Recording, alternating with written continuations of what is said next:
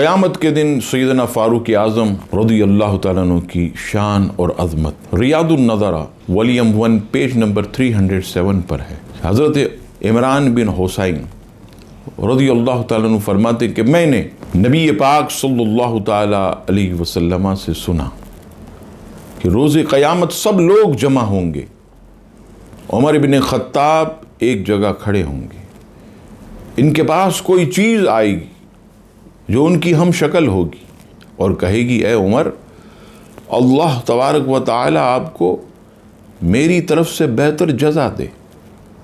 حضرت فاروق اعظم پوچھیں گے تو کون ہے؟ کہے گا میں اسلام ہوں۔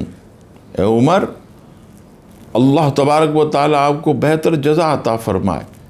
اس کے بعد ندا آئے گی، خبردار عمر ابن خطاب سے پہلے کسی کو نامہ اعمال نہ دیا جائے، چنانچہ آپ کو سیدھے ہاتھ میں نامہ اعمال دے کر جنت کی طرف روانہ کر دیا جائے گا۔